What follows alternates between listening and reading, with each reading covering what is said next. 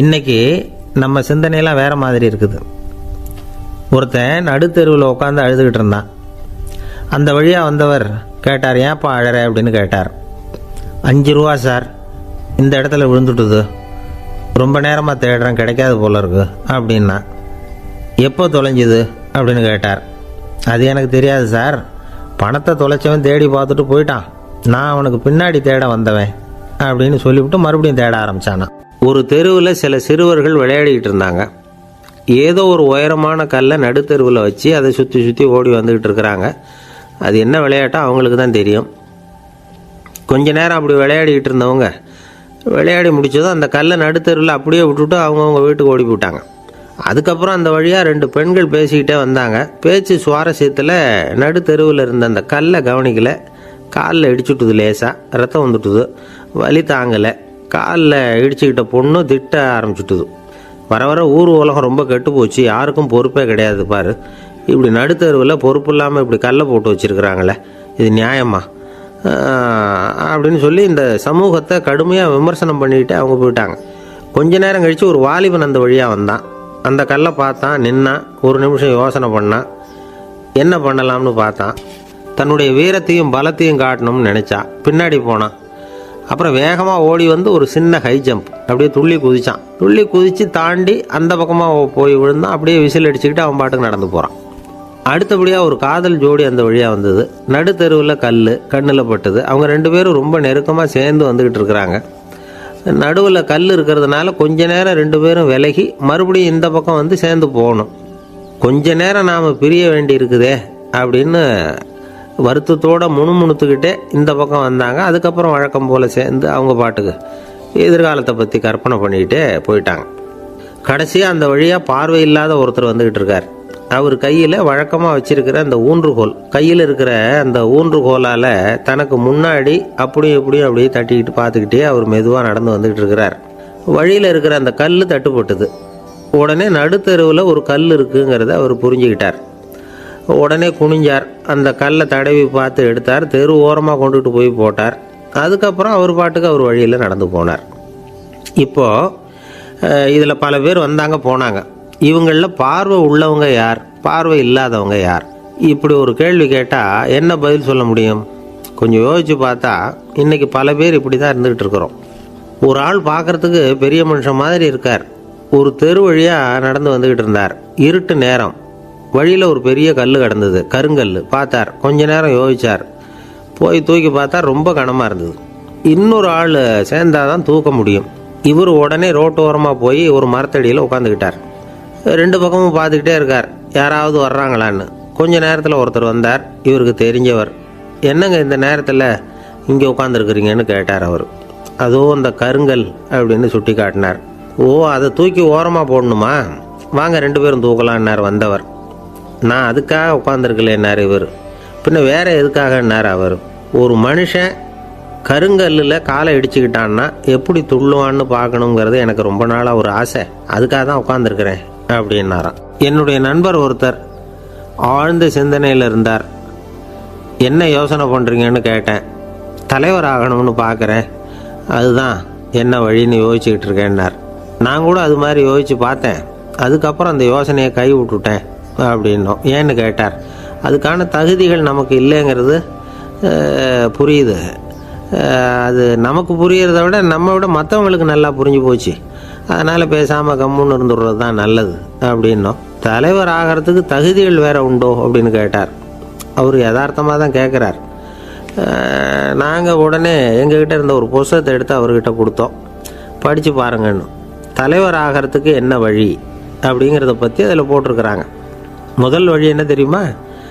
ஒரு 4 பேர் முன்னாடி இல்லைன்னா ஒரு கூட்டத்துக்கு முன்னாடி நீங்கள் பேச போகிறீங்க. அப்போ எப்படி ஆரம்பிக்கணும்னா, உண்மையான புகழ்ச்சி, நேர்மையான பாராட்டு, இதோடு ஆரம்பிக்கணும். எடுத்ததுமே அது சரியில்லை இது சரியில்லைன்னு பேசிக்கிட்டு இருக்கக்கூடாது. மக்களை பார்த்து நீங்கள் தான் தப்பு பண்ணிவிட்டீங்க அப்படின்னு நேரடியாக சொல்லக்கூடாது. தவறு இருந்தாலும் அதை மறைமுகமாக ஏதாவது கதை சொல்லி அதிலிருந்து அவங்க புரிஞ்சுக்கிற மாதிரி செய்யணும். அடுத்தவங்க பண்ண தப்பு என்னன்னு அலசறதுக்கு முன்னாடி நீங்கள் பண்ணின தப்பு என்னங்கிறத பற்றியே பேசுங்க. எதுக்கும் நேரடியாக உத்தரவு போட்டுக்கிட்டு இருக்கக்கூடாது. இதை நீங்கள் செய்யணும் அப்படின்னு சொல்கிறதுக்கு பதிலாக நீங்கள் இப்படி செஞ்சால் எப்படி இருக்கும் அப்படின்னு கேள்வி மாதிரி கேட்கணுமா. இப்படி கேட்டால் அது உத்தரவு மாதிரி தெரியாதான். அடுத்தவங்க மரியாதையை காப்பாற்றுறது மாதிரி பேசணுமா. உங்கள் பேச்சு இன்னொருத்தரை அவமானப்படுத்துறது மாதிரி இருக்கக்கூடாதான். ஏன்டா இவங்கிட்ட போய் மாட்டிக்கிட்டோம்னு யாரும் நினச்சிடக்கூடாது. ஒவ்வொரு சின்ன வளர்ச்சியையும் பாராட்டணும். வெற்றி சாதாரணமாக இருந்தாலும் பாராட்டாமல் இருந்துடக்கூடாது. பாராட்டும் பொழுது தாராளமாக இருக்கணும். குறை சொல்லும் பொழுது கவனமாக இருக்கணும். வாய்க்கு வந்தபடி பேசிவிட்டா அதுக்கப்புறம் வகையாக மாட்டிக்கிட்டு முழிக்க வேண்டியிருக்கும். நீங்கள் பேசுகிறது இன்னொருத்தருக்கு ஒரு கௌரவத்தையும் மரியாதையும் உண்டு பண்ணுறது மாதிரி இருக்கணும். நீங்கள் பேசுகிறது அடுத்தவங்களுக்கு இருக்கிற கொஞ்ச நெஞ்ச மரியாதையும் எடுத்து விடுறது மாதிரி இருக்கக்கூடாது. உங்கள் பேச்சை கேட்டால் கேட்குறவங்களுக்கு ஒரு ஊக்கம் வரணும், உற்சாகம் வரணும். தவறு எதுவாக இருந்தாலும் அதை சுலபமாக திருத்திக்கலாம், சரி பண்ணிக்கலாங்கிறது மாதிரி இருக்கணும் உங்கள் பேச்சு. அடுத்தவங்களை சந்தோஷப்படுத்துங்க. உங்கள் யோசனையை கேட்டு நடந்துக்கிறதுனால அந்த சந்தோஷம் அவங்களுக்கு கிடைக்கணும். இந்த தகுதியெல்லாம் உங்ககிட்ட இருந்தால் நீங்கள் ஒரு சிறந்த தலைவராகலாம் அப்படின்னு அந்த புஸ்தகத்தில் போட்டிருக்கு. இந்த காலத்தில் தலைவர் ஆகிறதுக்கு வேறு சில தகுதிகள்லாம் கூட தேவைப்படுது. ஒரு புள்ள தன்னுடைய அப்பா கிட்ட, அப்பா உன்ன மாதிரியே நானும் அரசியலில் சேரணும், தலைவர் ஆகணும்னு ஆசைப்படுறேன், இன்னையிலேருந்து எனக்கு அரசியல் பாடம் கற்றுக் கொடு அப்படின்னு கேட்டிருக்கான். அவரும் சரின்னு சொல்லிவிட்டு ஒரு பெரிய ஏணியை எடுத்துகிட்டு வந்தாராம். ஒரு செவுத்தில் சாத்தினார். இந்த ஏணியில் ஏறி உயர போய் அங்கே பரன் மேலே இருக்கிற ஒரு புத்தகத்தை எடுத்துகிட்டு வாடான் இருக்கார். மகனை பார்த்து, அப்பா ஏணி ரொம்ப உயரமாக இருக்குது, நீ ஜாக்கிரதையாக இதை பிடிச்சிக்கோ, நான் ஏறி போகிறேன் அப்படின்னு. நான் பையன் பயப்படாத, நான் பார்த்துக்கிறேன்னார் அப்பா. பையன் ஏணியில் ஏறினா உச்சிக்கு போனதும் அப்பா கையை எடுத்துட்டார். ஏணி அப்படியே சரிஞ்சுட்டுது. பையன் பொத்துன்னு கீழே விழுந்துட்டான். இடுப்பை பிடிச்சிக்கிட்டு எழுந்திரிச்சான். என்னப்பா இது, இப்படி என்னை ஏற விட்டுட்டு கையை விட்டுட்டியே, இப்படி கை விடலாமா அப்படின்னு கத்தியிருக்கான். அப்பா நிதானமாக சொன்னாராம், அவசரப்படாதேப்பா, அரசியலில் இதுதான் முதல் பாடம், பெத்த அப்பனாக இருந்தாலும் அவனை நம்பாதே அப்படின்னு உபதேசம் பண்ண ஆரம்பித்தார். அன்பாக இருக்கணும்னு அநேக பெரியவங்க சொல்லியிருக்கிறாங்க. நாமளும் அதை கேட்டுவிட்டு அன்பு காட்டுறதுக்கு தயாராக தான் இருக்கிறோம். அதை வாங்கிறதுக்கு தான் ஆளை காணும். இருந்தாலும் அன்பில் எத்தனையோ வகை உண்டு. அதை சரியாக புரிஞ்சுக்கிட்டு அதுக்கப்புறம் அன்பு காட்ட ஆரம்பிக்கணும். வகையை புரிஞ்சிக்காமல் அன்பு காட்டினா வம்புல மாட்டிக்க வேண்டியது தான். அன்புன்னா சாதாரணமாக நினச்சி விடாதீங்க. அதில் எவ்வளோ விதம் தெரியுமா? இரக்கம், கருணை, காருண்யம், பந்துத்துவம், பட்சம், பாசம், நேசம், விசுவாசம், அபிமானம், காதல், பக்தி, இப்படி பல விதமாக அதை பற்றி சொல்லி வச்சுருக்கிறாங்க பெரியவங்க. இந்த வார்த்தைகள்லாம் நாம் கேள்விப்பட்டது தான். இருந்தாலும் அதுகளுக்குள்ளே என்ன வித்தியாசம்னு கேட்டால் சரியாக சொல்ல தெரியாது. அதனால் இந்த வார்த்தைகளுக்கெல்லாம் பெரியவங்க என்ன விளக்கம் சொல்கிறாங்கன்னு இப்போ பார்க்கலாம். எளியவர்கள் மேலே செலுத்துகிற அன்பு இருக்கு பாருங்கள், அதுக்கு இரக்கம்னு பேர். அறிவு பலம், சரீர பலம், இது ரெண்டும் இல்லாதவங்க மேலே, அதாவது வலிமையற்றவர்கள் மேலே செலுத்துகிற அன்பு இருக்கு பாருங்கள், அதுதான் கருணை. எறும்புலேருந்து யானை வரைக்கும் சகல ஜீவராசிகள் மேலேயும் காட்டுற அன்புக்கு காருண்யம்னு பேர், ஜீவகாருண்யம். சிவி சக்கரவர்த்தி காட்டின அன்பு இந்த ரகம். உறவினர்கள், சொந்தக்காரங்க, அவங்க வசதியாக இருந்தாலும் வறுமையில் இருந்தாலும் வித்தியாசம் இல்லாமல் காட்டுற அன்பு இருக்கு பாருங்க, அதுக்கு பேர் பந்துத்துவம். ஒரு எஜமானன் வேலையாள்கிட்ட காட்டுற அன்பு இருக்கு பாருங்க, அதுக்கு பேர் தான் பட்சம். அவனும் தன்னை மாதிரி மனுஷன்தாங்கிற நினைப்பு வேணும். ஒரு தாய் தன்னுடைய குழந்தை மேலே, ஒரு குழந்தை தன்னுடைய தாய் மேலே செலுத்துகிற அன்புக்கு பாசம்னு பேர். ஈருடல் ஓர் உயிர்னு நினைக்கிறது இது. ராமரும் கௌசலையும் இதுக்கு உதாரணம். தம்மை ஒத்த நண்பர்கள் கிட்ட செலுத்துகிற அன்புக்கு நேசம்னு பேர். வயசு, செல்வம், அந்தஸ்து, இந்த வித்தியாசமெல்லாம் பார்க்காம அவங்க சுக துக்கத்தில் சமபங்கு எடுத்துக்கிறது இது. கிருஷ்ணன் குசேலர்கிட்ட காட்டினது இந்த ரகம். வேலை செய்கிறவன் முதலாளிகிட்ட காட்டுற அன்புக்கு விசுவாசம்னு பேர். தேசத்து மேலேயும் தாய்மொழி பேர்லையும் செலுத்துகிற அன்புக்கு அபிமானம்னு பேர். தேசாபிமானம்னு சொல்கிறோமே, இதுதான். ஒரு கணவன் மனைவி பேரில் காட்டுற அன்புக்கு காதல்னு பேர். கடவுள் பேரில் செலுத்துகிற அன்புக்கு பக்தின்னு பேர். இப்படி அன்புல பல ரகம் இருக்கிறப்போ அதில் உள்ள வித்தியாசம் தெரியாமல் இடம் மாற்றி அன்பு காட்டினா இடைஞ்சல் தான். சரி, இந்த அன்பை பற்றி விஞ்ஞானம் என்ன சொல்லுது தெரியுமா? இதயத்தை பாதுகாக்கிறதுக்கு முக்கியமாக தேவைப்படுற ஒன்று இந்த அன்பு தான்னு சொல்லுது. நெதர்லாந்து விஞ்ஞானிகள் இதை ஆராய்ச்சி பண்ணியே கண்டுபிடிச்சிருக்கிறாங்க. கொஞ்சம் முயல் குட்டிகளை 2 பிரிவாக பிரித்தாங்க. 2 குரூப்புக்கும் கொழுப்பு அதிகமாக உள்ள ஆகாரத்தையே கொடுத்துக்கிட்டு வந்தாங்க. ஆனால் ஒரு குரூப்புக்கு வெறுமன ஆகாரத்தை கொடுத்ததோடு சரி, இன்னொரு குரூப்பு முயல்களுக்கு ஆகாரம் கொடுத்ததோடு நிறுத்திக்கல. அதுக்கு முன்னாடி கூண்டுகளை திறந்து விட்டு முயல்களை கொஞ்ச நேரம் எடுத்து கொஞ்சி விட்டு அதுக்கப்புறமா ஆகாரம் கொடுத்தாராம் ஆராய்ச்சியாளர். இந்த குரூப்புக்கு இதய பாதிப்பு 60% குறைச்சலாக இருந்துதான். சில நோயாளிகளுக்கு ஹார்ட் அட்டாக் வந்தாலும் அதை தாங்கிக்கிட்டு குணமாகிற சக்தி அதிகமாக இருக்குது. இது எப்படின்னு ஆராய்ச்சி பண்ணி பார்த்துருக்குறாங்க. அவங்கெல்லாம் மனைவி தன் பேரில் ரொம்ப அன்பாக இருக்கிறதாக நினைக்கிறவங்களாம் இருக்கிறாங்களாம். இதய நோயாளிகள் பல பேரை சந்தித்து இதய நோய் ஏற்பட என்ன காரணம்னு கேட்டிருக்கிறாங்க. அவங்க சொன்ன காரணம்லாம் சாப்பாடு சம்மந்தமாக இல்லையா, மனைவி அன்பா இல்லை, இப்படிப்பட்ட காரணத்தை தான் சொல்கிறாங்களாம். அதனால் இதயத்தை பாதுகாக்கணும்னு நினைக்கிறவங்க அடுத்தவங்க அன்பாக இருக்கிறது மாதிரி பார்த்துக்குங்க, அதுதான் முக்கியம். ஒருத்தர் முகம் பூரா பிளாஸ்டரி போட்டுக்கிட்டு வந்தார்.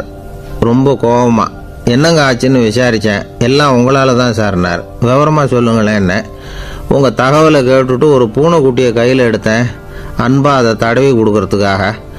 ஆனால் அது முந்திக்கிட்டது, அது என் முகத்தை தடவி கொடுத்துட்டுது, முகம் பூரா நகை கீறல், அதுதான் இப்படி அப்படின்னார். அன்புல அறிவு சேராததுனால வந்த கோலை. அவர் ஒரு பெரிய குடும்பத்தில் பிறந்தவர். இருக்கிற சொத்துக்கள் எல்லாத்தையும் வாரி வழங்கிவிட்டு காட்டுக்கு புறப்பட்டார் தவம் செய்யறதுக்காக. இருந்தது பூராவும் கொடுத்துட்டார். இனிமேல் எதுவுமே இல்லை கொடுக்கறதுக்கு.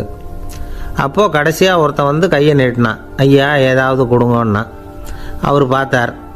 கட்டியிருக்கிற வேட்டியை தவிர வேறு எதுவுமே இல்லை.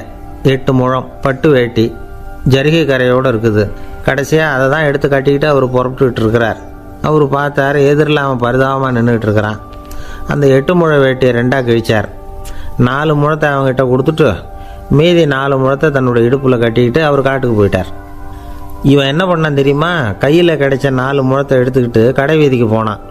பழைய பட்டு வேட்டி ஜருகை இதெல்லாம் விலைக்கு வாங்குற வணிகர் ஒருத்தர் இருந்தார். அவர்கிட்ட போனான். இதை விலைக்கு எடுத்துக்கிறீங்களான்னு கேட்டான். அவர் வாங்கி பார்த்தார். ஆகா, ரொம்ப அருமையான வேட்டி, விலை வசந்த ஜருகை, இது ஏது உனக்குன்னு கேட்டார். அவன் நடந்ததை சொன்னான். அப்படின்னா ஒன்று செய்ய, இந்த வேட்டியோட இன்னொரு பாதியையும் மெதுவாக வாங்கிட்டு வந்துரு, உனக்கு நிறைய பணம் தரேன் அப்படின்னார் அந்த வணிகர். இவன் கொஞ்சம் யோசனை பண்ணி பார்த்தான். கொஞ்சம் இருங்க, தான் வந்துவிடுறேன் அப்படின்னு சொல்லிவிட்டு நேராக காட்டுக்கு போனான். அவர் எங்கே இருக்காருன்னு தேடி கண்டுபிடிச்சான். அவர் ஒரு இடத்துல தவக்கோலத்தில் இருக்கிறார். கட்டியிருந்த இடைவேட்டியும் அவரை அறியாமலே நழுவி கீழே விழுந்து கிடக்குது. இவனுக்கு ரொம்ப வசதியாக போச்சு. அவரை கேட்க வேண்டிய அவசியமே இல்லை. மெதுவாக சத்தம் போடாமல் அடி மேலே அடி வச்சு நெருங்கினான். அவர் கண்ணை மூடிக்கிட்டு அவர் பாட்டு நின்றுக்கிட்டு இருக்கார். இவன் மெதுவாக போய் கீழே கிடந்த அந்த துணியை எடுத்துக்கிட்டு சத்தம் போடாமல் திரும்பி நடந்தான். அப்படி கொஞ்சம் தூரம் நடந்திருப்பான். அப்படி ஓட ஆரம்பிக்கிற சமயத்தில் அவன் காலில் கீழே கிடந்த முள் ஒன்று நறுக்குன்னு தைச்சி விட்டுது. வலி தாங்க முடியாமல் அம்மான்னு கத்திவிட்டான். இந்த சத்தத்தினால கண்ணை மூடி நின்றுக்கிட்டு இருந்த அவர் தவம் கலைஞ்சிது. மெதுவாக கண்ணை திறந்து பார்க்குறார். தன் இடையில இருந்த வேட்டி அவன் கையில் இருக்குது. இப்போ அவர் நினைக்கிறாராம், இந்த வேட்டி மேலே நான் வச்ச ஆசை அல்லவா அவனை வந்து திருடன் ஆக்கிவிட்டுது அப்படின்னு நினச்சாரான். இது எப்பேற்பட்ட மனநிலைங்கிறத கொஞ்சம் யோசிச்சு பாருங்கள். தான் ஒரு பொருள் மேலே வைத்த பற்று இன்னொரு மனிதன் திருடனாக ஆகிறதுக்கு காரணமாயிட்டுதே அப்படின்னு நினைக்கிறார். அப்படி நினச்ச அவர் யார் தெரியுமா? அவர் தான் மகாவீரர். இழந்துட்டேங்கிறியே, நீ என்னத்தை கொண்டு வந்த இங்கே இழக்கிறதுக்கு? நீ என்னத்தை உண்டாக்குன இது அழிஞ்சுட்டுதுன்னு சொல்கிறதுக்கு? இது அவருடைய சிந்தனை. ஜனாதிபதி ஆப்ரஹாம் லிங்கன் ஒரு நாள் தன்னோட கோச்சு வண்டியில் தலைநகரான வாஷிங்டனுக்கு போயிட்டுருக்கிறார். கோச்சு வண்டி ஒரு சாலையில் போயிட்டுருக்கு. அந்த சாலைக்கு ஒரு பக்கத்தில் பயங்கரமான சதுப்பு நிலம். சதுப்பு நிலம்னா அது புதைகுழி, புதை மணல்ங்கிறோம்ல, அது மாதிரி. அந்த சதுப்பு நிலத்தில் யாராவது மாட்டிக்கிட்டா அவ்வளோதான், ஆளை கொஞ்சம் கொஞ்சமாக உள்ளே அமுக்கிவிடும்.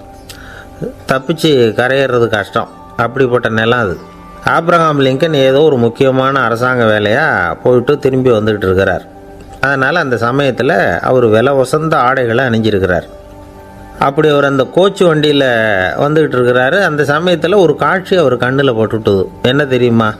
ரோட்டுக்கு பக்கத்தில் இருந்த சதுப்பு நிலத்தில் ஒரு இளம் பன்றி குட்டி சிக்கிக்கிட்டு தவிச்சிக்கிட்டு இருக்குது. பரிதாபமாக கத்திக்கிட்டு இருக்குது. அதை பார்த்தார் லிங்கன். அவருக்கு இன்னும் மாதிரி ஆயிட்டுது. உடனே வண்டியை நிறுத்த சொன்னார். கீழே இறங்கினார். தன்னோட விலை வசந்த ஆடைகளை பற்றி லட்சியம் பண்ணவே இல்லை. தனக்கே ஆபத்து வரலாம்ங்கிறத பற்றியும் கவலைப்படலை. தான் ஒரு குடியரசுத் தலைவருங்கிறத பற்றியும் அவர் நினச்சி பார்க்கல. நேராக அந்த சதுப்பு நிலம் பக்கமாக போனார். அந்த சேத்துல இறங்கி பன்றிக்குட்டியை காப்பாற்றி கரைக்கு கொண்டுட்டு வந்து சேர்த்துட்டார். அதுக்கப்புறம் நிம்மதியாக கோச்சு வண்டியில் ஏறி வெள்ளை மாளிகைக்கு வந்து சேர்ந்தார். ட்ரெஸ்ஸு உடம்பு பூரா சேறு சகதி. பார்க்குறவங்களுக்கெல்லாம் ஆச்சரியமாக போச்சு. அவங்களுக்கு ஒன்றும் புரியல. இவர் நேராக ட்ரெஸ்ஸு மாற்றிக்கிறதுக்காக போனார். கோச்சு வண்டி ஓட்டிகிட்டு வந்தவங்கிட்ட போய் எல்லோரும் கேட்டாங்க என்ன ஆச்சு அப்படின்னு. அவர் வர்ற வழியில் நடந்த விவரத்தை சொன்னார். ஆபிரகாம் லிங்கனுடைய இந்த இறக்க குணத்தை எல்லாரும் பாராட்டினாங்களாம், புகழ்ந்தாங்களாம். ஆனால் இதுக்கு லிங்கன் என்ன பதில் சொன்னார் தெரியுமா? தயவு பண்ணி இந்த புகழ்ச்சியான பேச்சையெல்லாம் ஒதுக்குங்க, அதெல்லாம் வேணாம். அந்த சின்ன பிராணி சகதியில் மாட்டிக்கிட்டு துடிச்சிக்கிட்டு இருந்தது, அதை பார்த்தேன். உடனே என்னுடைய இதயத்தில் ஒரு முள் தைச்சது மாதிரி ஒரு உணர்வு. அந்த முள்ளை பிடுங்கி எறிஞ்சேன், அவ்வளவுதான். உண்மையில் அந்த பிராணிக்கு நான் உதவினேங்கிறத விட எனக்கு ஏற்பட்ட இன்னலை போக்கிட்டேன் அப்படிங்கிறது தான் உண்மை. அதுதான் பொருத்தம். அப்படி இருக்கிறப்போ இதில் புகழறதுக்கு என்ன இருக்குது அப்படின்னார் ஆபிரகாம் லிங்கன். எவ்வளவு யதார்த்தமான வார்த்தைகள் பாருங்கள். இந்த காலத்தில் நம்மளையும் பல பேர் அப்படி உண்டு. நீச்சல் தெரியாத ஒரு ஆள் தண்ணியில் இறங்கிட்டான். தண்ணி ஆழங்கிறது அப்புறமா தான் தெரிஞ்சுது. தத்தளிக்க ஆரம்பிச்சுட்டான். வாழ்னு கத்துறான். கரையில் நின்றுக்கிட்டு இருந்த ஒருத்தர் இதை பார்த்தார். உடனே அவருக்கு இதயத்தில் முள் தைச்சது மாதிரி ஒரு உணர்வு. உடனே குபீர்னு தண்ணியில் பாய்ஞ்சார். அவரை காப்பாற்றி கரைக்கு கொண்டுட்டு வந்து சேர்த்தார். இதை பார்த்துக்கிட்டு இருந்த இன்னொருத்தர் காப்பாற்றின அந்த ஆளை பாராட்டி புகழ்ந்தார். என்ன புகழாதீங்க சார் அப்படின்னார் அவர். ஏன்னு கேட்டார் இவர். நான் அந்த ஆளை ஏன் காப்பாற்றினேன் தெரியுமா? அவன் நேற்றுக்கு என்கிட்ட 300 ரூபா கடன் வாங்கியிருக்கிறான். இவன் தண்ணியில் போட்டான்னா நான் கொடுத்த கடனும் தண்ணியில் போடும். அதனால தான் விழுந்து காப்பாற்றினேன் அப்படின்னா அந்த ஆள். ஒருத்தர் ரொம்ப அவசரமாக போய்கிட்டு இருந்தார். எங்கே சார் போகிறீங்கன்னு கேட்டோம். எனக்கு வேண்டியப்பட்ட ஒருத்தருக்கு குழந்தை பிறந்திருக்கிறதாக செய்தி வந்திருக்கு, அதுதான் ஆஸ்பத்திரிக்கு போயிட்டுருக்கேன், பார்த்துட்டு வரலாம்னு அப்படின்னார்.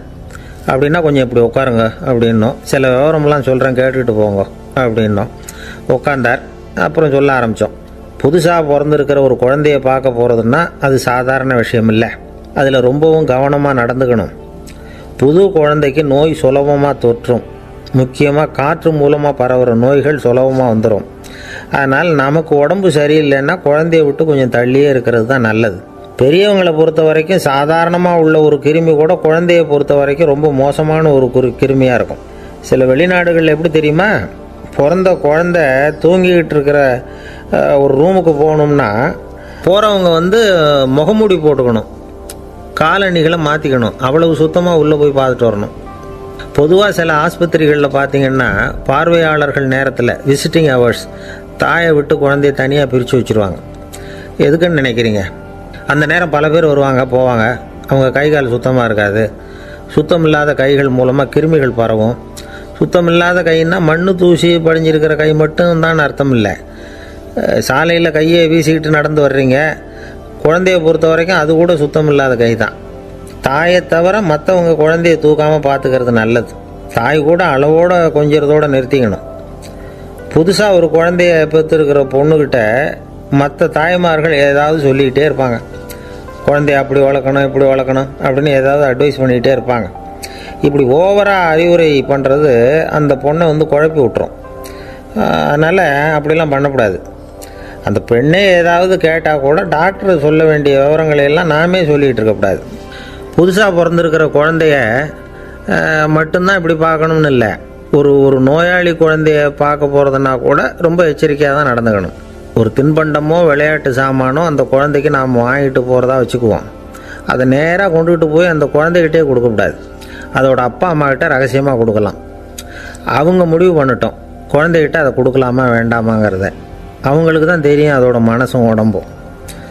உங்கள் அக்கறையை காட்டுறதா நினச்சிக்கிட்டு குழந்தை வாயில் எதையும் கொண்டுட்டு போய் போடாதீங்க. போகிறப்போ உங்கள் வீட்டு குழந்தையும் அழைச்சிட்டு போகாதீங்க. இது நோயை வாங்கிட்டு வந்துடும், அல்லது புதுசாக ஒரு நோயை அதுக்கிட்ட கொடுத்துட்டு வந்துடும். என்னதான் உங்களுக்கு பழக்கமான குழந்தையாக இருந்தால் கூட அதுக்கு விருப்பம் இல்லைன்னா பேசக்கூடாது. அங்கே போய் அவங்க பள்ளிக்கூடத்தை ஞாபகப்படுத்திகிட்டு இருக்கக்கூடாது. நோயில் இருக்கிறப்ப ஸ்கூலை பற்றி பேச அது விரும்பாது. ஆஸ்பத்திரி விட்டு வெளியில் புறப்படுறப்போ குழந்தைகிட்ட சொல்லணும்னு அவசியம் இல்லை. அதோட அப்பா அம்மா கிட்ட சொல்லிவிட்டு புறப்பட்டா போதும், குழந்தை கோபிச்சிக்காது. சமூக சம்பிரதாயத்தை பற்றி அது கவலைப்படுறதில்ல.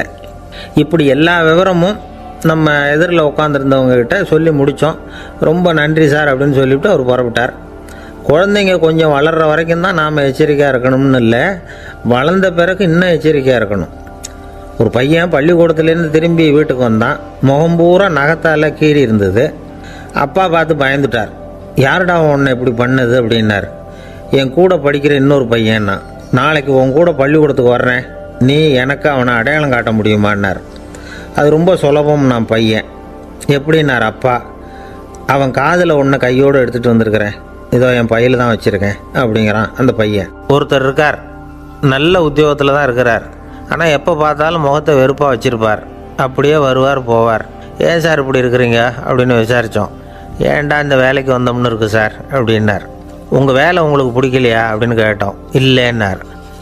இப்படிப்பட்டவங்க வெற்றிகரமான வாழ்க்கை வாழ முடியாது. இது நிபுணர்கள் கருத்து. வேலையை நேசிக்க தெரிந்தவர்கள் வெற்றி பெறுவார்கள் அப்படிங்கிறாங்க அவங்க. எந்த துறையாக இருந்தாலும் சரி, அந்த துறையில் வெற்றிகரமாக இருக்கிறவங்கள விசாரித்து பாருங்கள். எனக்கு என்னுடைய வேலை ரொம்ப பிடிக்கும் அப்படின்னு சொல்கிறவங்களாக தான் இருப்பாங்க. அப்படி இருந்தால் தான் அது வெற்றிகரமாக இருக்க முடியுது அவங்களால. ஒருத்தனுக்கு பிடித்தமான பொழுதுபோக்கே அவனுடைய தொழிலாக இருந்துட்டுதுன்னா அவனை மாதிரி கொடுத்து வச்சவன் வேறு யாரும் இல்லை அப்படிங்கிறார் பெர்னாட் ஷா. ஒரு தடவை மன்னர் ஹுமாயூன் உயிரை தண்ணீர் மொண்டு ஊற்றுகிற தொழிலாளி ஒருத்தர் காப்பாற்றினாராம் அந்த ஹுமாயூன் உயிரை. உடனே மன்னர் கேட்டிருக்கார், உனக்கு என்ன வேணும்னாலும் கேளு தரேன், உயர் பதவி வேணுமா அப்படின்னு கேட்டாராம். மன்னா, மக்களின் தாகம் தீர்க்கக்கூடிய இந்த பணியை விட உயர்ந்தது உண்டா அப்படின்னாராம் அந்த தொழிலாளி. அவரால் அவருடைய வேலையை நேசிக்க முடிஞ்சுது, அதனால் மகிழ்ச்சியாக இருக்க முடிஞ்சுது. நாமெல்லாம் அப்படி இல்லை, வேலை கிடைக்கிற வரைக்கும் கிடைச்சா போதும் அப்படின்னு இருக்கோம். கிடைச்சதுக்கப்புறம் ஏன்டா இந்த வேலைக்கு வந்தோம்னு ரொம்பவும் அழுத்துக்குவோம். சரி, நாம் இருக்கிற இடத்துல நாம் வெற்றிகரமாக இருக்க வழி உண்டா அப்படின்னா உண்டுன்னு சொல்கிறாங்க. அதாவது மன இயல் நிபுணர்கள் இருக்கிறாங்க இல்லையா, அவங்க அதுக்கு முக்கியமாக 6 வழிகள் சொல்கிறாங்க. நீங்கள் ஒரு அலுவலகத்தில் வேலை பார்க்குறவரா அப்படின்னா இதை கேளுங்க. அதாவது உங்கள் மேலதிகாரி எதிர்பார்ப்புக்கு தகுந்த மாதிரி உங்கள் வேலை இருக்குதா? அப்படி இல்லைன்னா முதல்ல உங்கள் வேலையின் தரம் உயரணும். உங்களுக்கு மேலே கீழே வேலை பார்க்குற பணியாளர்கள்கிட்ட நல்ல விதமாக பழகிறீங்களா? அந்த உறவு முறையில் ஏதாவது குறை இருந்தால் அதை கண்டுபிடிச்சி சரி பண்ணுங்கள். நம்பிக்கைக்கு உரியவர் அப்படின்னு நீங்கள் பேர் எடுக்கணும். நீங்கள் எடுக்கிற முடிவு நல்ல முடிவாக தான் இருக்கும் அப்படின்னு அடுத்தவங்க சொல்லணும். உங்கள் தோற்றத்துக்கு முக்கியத்துவம் கொடுங்க. இது மனம் உடல் ரெண்டும் சம்மந்தப்பட்டது. அதனால் மனசையும் ஆரோக்கியமாக வச்சுருக்கணும், உடம்பையும் ஆரோக்கியமாக வச்சுருக்கணும். உங்களுடைய நிர்வாகம் செயல்படுற விதத்தை நல்லா புரிஞ்சு வச்சுக்கணும். உங்களுடைய நிர்வாகம் இப்போ ஒரு காரியம் செய்யுதுன்னு வச்சுங்க, ஏன் அப்படி செய்யுது, எதுக்காக அப்படி செய்யுது, அதனுடைய குறிக்கோள் என்ன, அது நீடிக்கிறதுக்கு காரணம் என்ன, இதையெல்லாம் தெரிஞ்சுக்கணும். சிரிப்புக்கு வஞ்சகம் பண்ணக்கூடாது, நல்லா சிரிக்கணும், அப்போ தான் அது திரும்ப கிடைக்கும். கடந்த கால தோல்வியை பற்றி கவலைப்படக்கூடாது. முதலாளி விருப்பம் தெரிஞ்சு நடந்துக்கிறது நல்லது தான். அதுக்காக காக்கா பிடிக்கணுங்கிற அவசியம் இல்லை. உங்களுக்கு ஒரு பொறுப்பான வேலை கிடைக்குது, உடனே சத்தம் குழப்பம் அப்படின்னு சூழ்நிலையை இறுக்கமாக ஆக்கிடக்கூடாது. எந்த சூழலையும் இயல்பாக கையாளக்கூடியவர் அப்படிங்கிறத காட்டணும். இதெல்லாம் உங்கள் துறையில் நீங்கள் வெற்றி பெற நிபுணர்கள் சொல்கிற யோசனைகள். இவ்வளவு விவரமும் சொல்லிவிட்டு ஒருத்தரை பார்த்து கேட்டோம், இப்போ சொல்லுங்கள், நீங்கள் செய்கிற வேலை உங்களுக்கு பிடிச்சிருக்குதா அப்படின்னோம். ரொம்ப ரொம்ப பிடிச்சிருக்குது அப்படின்னார். சரி, என்ன செஞ்சிட்ருக்குறீங்க அப்படின்னு கேட்டோம். சும்மா தான் இருக்கிறேன் அப்படின்னார் அவர். அள்ள அள்ள குறையாதது அட்சய பாத்திரம், அது நமக்கு தெரியும், கேள்விப்பட்டிருக்கிறோம். ஆனால் போட போட நிரம்பாத ஒரு பாத்திரம் உண்டு. அது என்ன தெரியுமா? நம்மளில் பல பேர்கிட்ட அந்த பாத்திரம் உண்டு. அதுதான் பேராசை அப்படிங்கிற பாத்திரம். அதை நிறைவு செய்யவே முடியாது. பேராசையை பற்றி சுஃபி இலக்கியத்தில் ஒரு பிரபலமான கதை உண்டான். அதை ஒரு பெரியவர் எடுத்து சொல்லியிருக்கிறார். ஒரு மன்னர் நகர்வலம் போயிட்டுருக்கார். ஒரு பிச்சைக்காரன் மன்னர் எதிரில் வரான். பிச்சை போடுங்கிறான். என்னுடைய அமைதியை கெடுக்காதே போங்கிறார் மன்னர். அவன் சிரிக்கிறான். அரசே, உங்களுடைய அமைதி கெடக்கூடிய நிலையில் இருந்தால் அதுக்கு பேர் அமைதியே கிடையாது அப்படின்னு நானா. எதிரில் நிற்கிறது வெறும் பிச்சைக்காரன் இல்லை, யோகி அப்படிங்கிறத மன்னர் புரிஞ்சுக்கிட்டார். துறவியே, உங்களுக்கு என்ன வேணும்னாலும் கேளுங்க, கொடுக்குறேன்னாராம். அந்த துறவி மறுபடியும் சிரிக்கிறார். அரசே, உங்களால் முடியாததையெல்லாம் கொடுக்க முடியும்னு சத்தியம் செய்யாதீங்க அப்படின்னார். மன்னருக்கு கோபம் வந்துட்டுது. என்ன இவர் இப்படி சொல்கிறாரு அப்படின்னு நினச்சார். நகர்வலத்தை பாதியிலேயே நிறுத்தினார். வாங்க அரண்மனைக்குன்னார். துறவியை அழைச்சிக்கிட்டு அரண்மனைக்கு வந்துட்டார். துறவி தன்கிட்ட இருந்த பிச்சை பாத்திரத்தை நீட்டினார். இது நிறைய எனக்கு பொற்காசுகள் வேணும் அப்படின்னாராம். அவ்வளவு தானா, இது ஒரு பெரிய காரியமா அப்படின்னு கையை தட்டினாராம் மன்னர். ஒரு பெரிய தாம்பாளம் நிறைய பொற்காசுகள் வந்து சேர்ந்தது. அதை அள்ளி போட்டார். போட போட அந்த பிச்சை பாத்திரம் நிரம்பவே இல்லை. பொற்காசுகள் போட போட அவ்வளவையும் உள்ளே வாங்கிக்கிட்டே இருக்குது. அரசாங்க கஜானாவே காலி ஆகிட்டுது. மூட்டை மூட்டையாக பொற்காசுகளை கொட்டி பார்த்துட்டாங்க. அது முழுங்கிக்கிட்டே இருக்குது. கடைசி வரைக்கும் அந்த பிச்சை பாத்திரம் வந்து நிரம்பவே இல்லை. அரசர்கிட்ட இருந்த கர்வம் போயிட்டுது. அப்படியே பொத்துன்னு துறவி காலில் விழுந்தார். அப்போ அந்த துறவி சொன்னாராம், மன்னா, இந்த பிச்சை பாத்திரத்தை உங்களால் மட்டும் இல்லை, வேறு யாராலையும் நிரப்ப முடியாது. அதுக்கு என்ன காரணம்னா, இது வந்து சாதாரண பிச்சை பாத்திரம் இல்லை, பேராசைகளோடு வாழ்ந்து செத்துப்போன ஒரு மனிதனின் மண்டை ஓடுது அப்படின்னாராம். பாருங்கள், இதுதான் அந்த சுஃபி இலக்கிய கதை. செத்த பிறகும் நிறைவு இல்லைன்னா அது எப்பேற்பட்ட பேராசையாக இருக்கும்னு யோசித்து பார்த்துங்க. நம்மால் ஒருத்தர் கல்யாணம் பண்ணிக்க பொண்ணு பார்த்துக்கிட்டு இருந்தார். அழகு, அறிவு, படிப்பு எதுவும் தேவையில்லை, பணம் மட்டும் இருந்தால் போதும் அப்படின்னு பார்க்குறவங்ககிட்டெல்லாம் சொல்லி வச்சார். ரொம்ப நாளைக்கு அப்புறம் ஒரு பணக்காரர் கிடைச்சார். அவர் சொன்னார், இதை பாருங்கள், எனக்கு 20 வயசில் ஒரு மகள், அவளை நீங்கள் கல்யாணம் பண்ணிக்கிட்டால் 2 லட்சம் பணம் கொடுப்பேன். 25 வயசில் ஒரு பொண்ணு, அவளை கல்யாணம் பண்ணிக்கிட்டால் 2.5 லட்சம் தருவேன். 30 வயசில் ஒரு பொண்ணு இருக்கா, அவளை கல்யாணம் பண்ணிக்கிட்டால் 3 லட்சம் தருவேன். என்ன சொல்கிற அப்படின்னாராம். இவன் கொஞ்ச நேரம் யோசித்து பார்த்துருக்கான். அதுக்கப்புறம் மெதுவாக அவரை நிமிர்ந்து பார்த்து, ஏன் சார், உங்ககிட்ட 50 வயசில் ஏதாவது பொண்ணு இருக்கா அப்படின்னு கேட்டானா. ஒருத்தர் ரொம்ப அவசரமாக வந்தார். சார், மனுஷன் நிம்மதியாக இருக்கிறதுக்கு என்ன வழின்னு கேட்டார். சீக்கிரமாக ஒரு கல்யாணத்தை பண்ணிங்க, எல்லாம் சரியாக போடும் அப்படின்னோம். அவர் ஒரு மாதிரியாக பார்த்தார். ஏற்கனவே எனக்கு கல்யாணம் ஆகிட்டுது சார், அதனால தானே நிம்மதியாக இருக்கிறதுக்கு வழி கேட்குறேன் அப்படின்னார். சரி, இவர் ஒரு மாதிரியான கேஸ் அப்படின்னு நினச்சிக்கிட்டு நம்மக்கிட்ட இருந்த ஒரு சின்ன புத்தகத்தை அவர்கிட்ட தூக்கி கொடுத்தோம். இதை படித்து பாருங்கன்னு. கல்யாணத்துக்கு பிறகும் சந்தோஷமாக இருக்கிறதுக்கு என்ன வழி அப்படிங்கிற கேள்விக்கு அந்த புத்தகத்தில் விளக்கம் இருந்தது. கணவன் மனைவிக்குள்ளே சிக்கல் வராமல் இருக்கிறதுக்கு அதில் சில வழிகளை சொல்லி கொடுத்துருக்குறாங்க. அதெல்லாம் என்னென்ன அப்படிங்கிறத இப்போ பார்க்கலாமா? குடும்பம்னு இருந்தால் கோபம் வரதான் செய்யும். அது வந்துட்டு போட்டும் பரவாயில்ல. ஆனால் அந்த கோபம் ஒரே நேரத்தில் 2 பேருக்கும் வந்துடாமல் பார்த்துக்கணும். ஒரு சமயத்தில் யாராவது ஒருத்தர் தான் கோபப்படணும், அடுத்தவங்க அமைதியாக இருக்கணும். அதுக்கப்புறம் இவர் அமைதியான உடனே அவங்க ஆரம்பிச்சிக்கலாம்.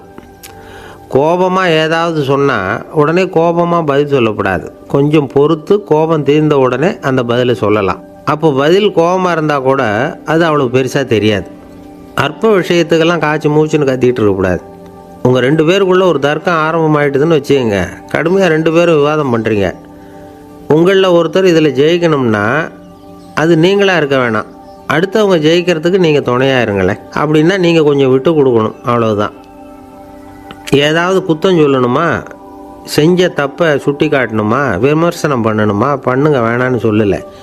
ஆனால் சொன்னதை அப்படி சொல்கிறத வந்து கொஞ்சம் அன்பாக இதமாக சொல்லுங்கள். எப்போ நடந்த தவறுகளையெல்லாம் இப்போ போய் மறுபடியும் ஞாபகப்படுத்திகிட்டு இருக்க வேண்டாம். நான் அப்போவே சொன்னேன் இந்த புடவை வேணாம்னு, நீங்கள் தான் கேட்கல, இப்போ பாருங்கள் கிழிஞ்சு போச்சு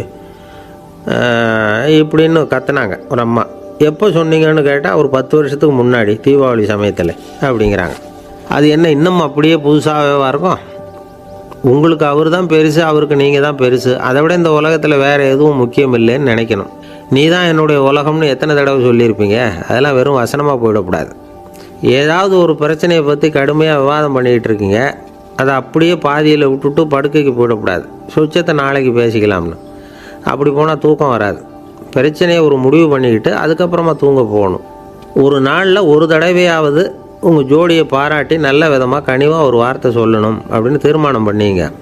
ஏதாவது தப்பு பண்ணிவிட்டீங்கன்னா பரவாயில்ல, அதை ஒத்துக்கிறதுக்கும் மன்னிப்பு கேட்குறதுக்கும் தயாராக இருக்கணும். அது ஒன்றும் கேவலம் கிடையாது.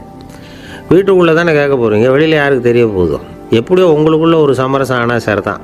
ஒரு தகராறுன்னு எடுத்துக்கிட்டால் குறைஞ்சபட்சம் அதுக்கு 2 பேர் தேவை. தனியாகவே உட்காந்துக்கிட்டு நான் இப்போ தகராறு பண்ணிகிட்டு இருக்கிறேன் அப்படின்னு யாரும் சொல்ல முடியாது.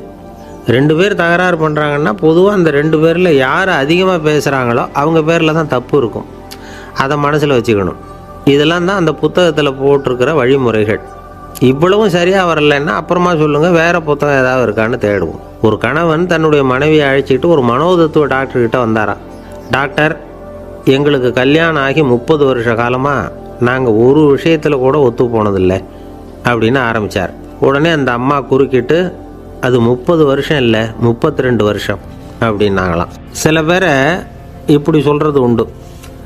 அடுத்தவங்களை அனுசரித்து நடந்துக்க தெரியல, அவன் என்ன சார் மனுஷன் அப்படிம்பாங்க. சக மனிதர்களோடு எப்படி பழகிறது அப்படின்னு தெரியாதனாலேயே பல பேர் இன்றைக்கி சங்கடப்பட்டுக்கிட்டு இருக்கிறாங்க. வசதி வாய்ப்பெல்லாம் சரியாக இருக்கும், ஆனால் வாழ்க்கை சரியாக இருக்காது. இன்னொருத்தர்கிட்ட எப்படி பேசுறது பழகிறதுங்கிறது தெரியாதனால தான் இந்த அவஸ்தை. சரி, இந்த அவஸ்தை இல்லாமல் வாழறது எப்படி? இதுக்கு அனுபவசாலிகள் சில வழிமுறைகளை சொல்கிறாங்க. அதெல்லாம் என்னென்னங்கிறத இப்போ தெரிஞ்சுக்குவோம்.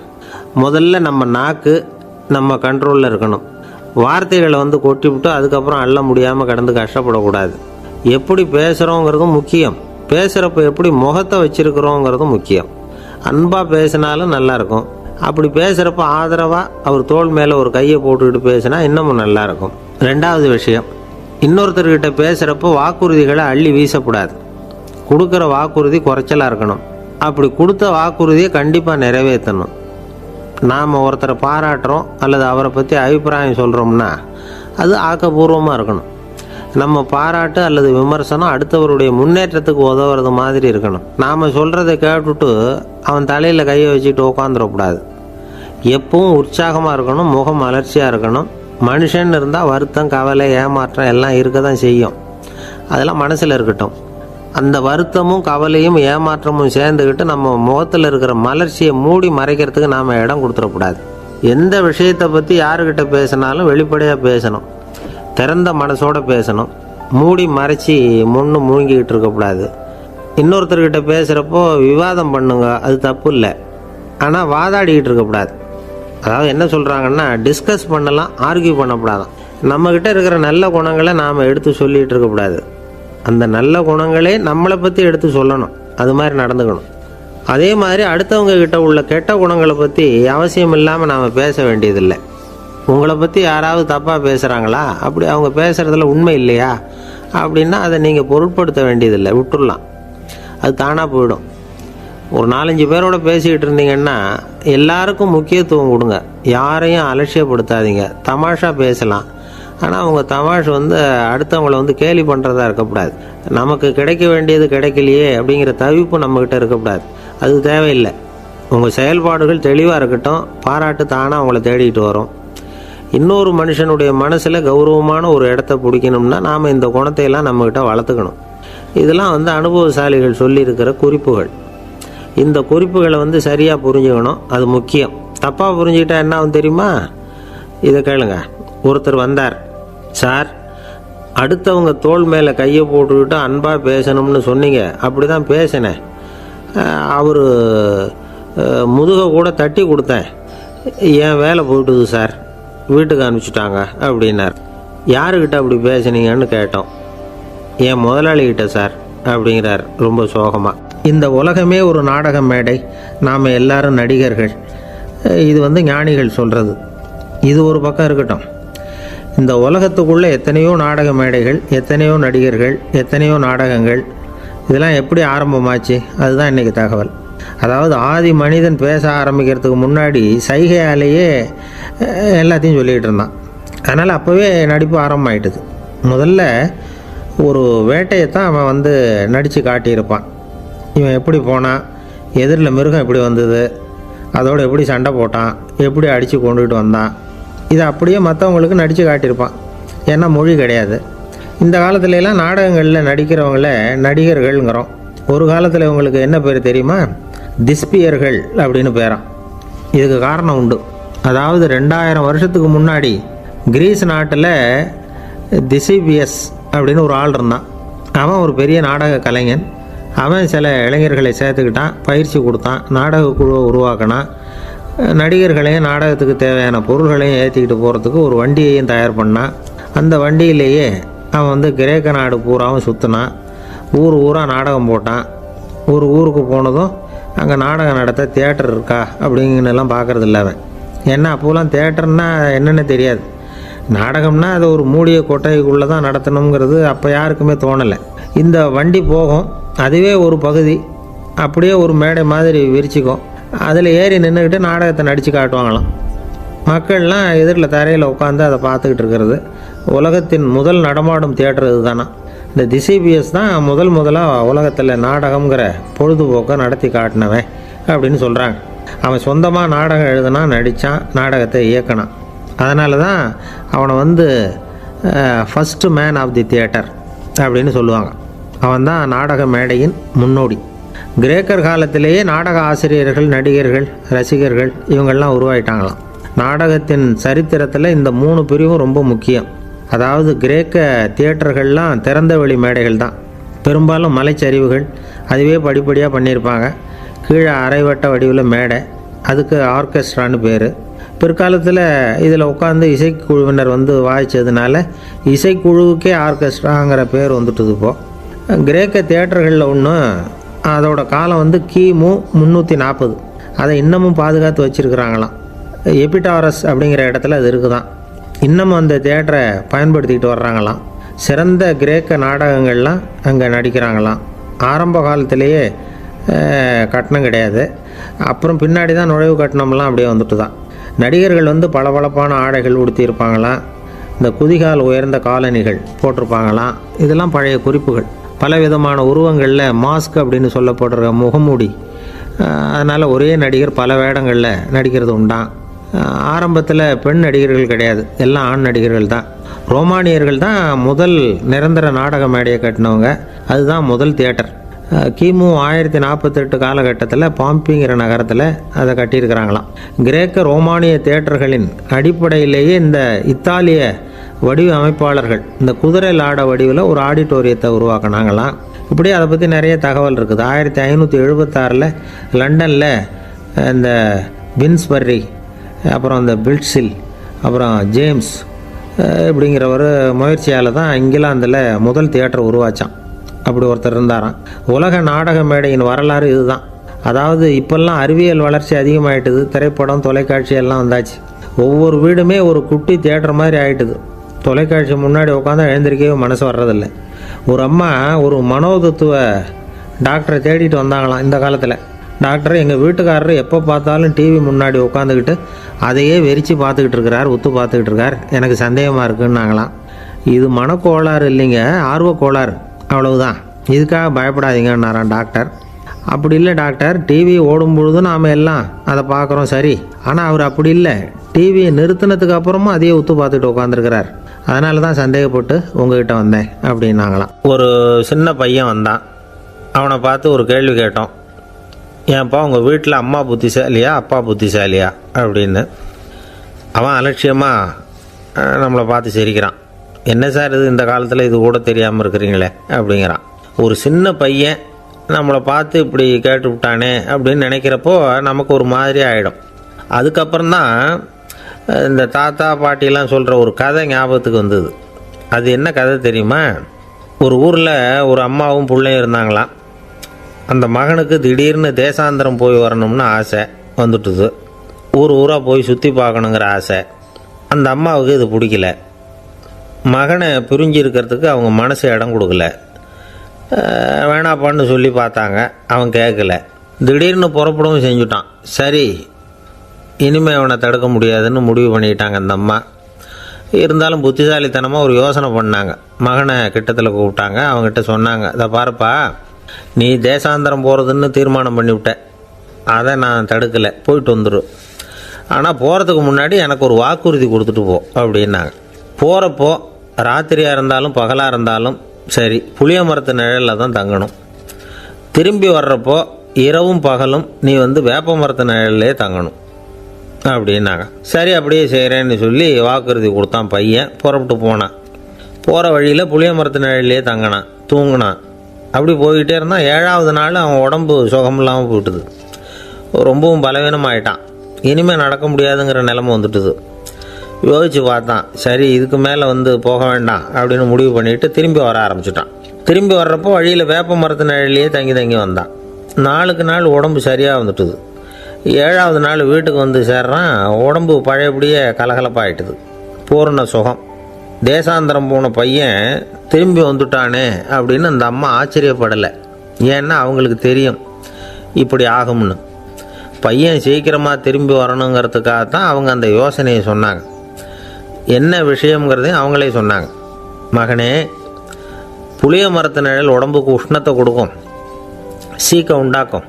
அதனால் நீ தொடர்ந்து புளிய மரத்து நிழலில் தங்கினாவே நோய்க்கு ஆளாயிட்ட. அதனால் நல்ல பயணத்தை முடிச்சுக்கிட்டு திரும்பி வரணுங்கிற முடிவுக்கு வந்துட்ட.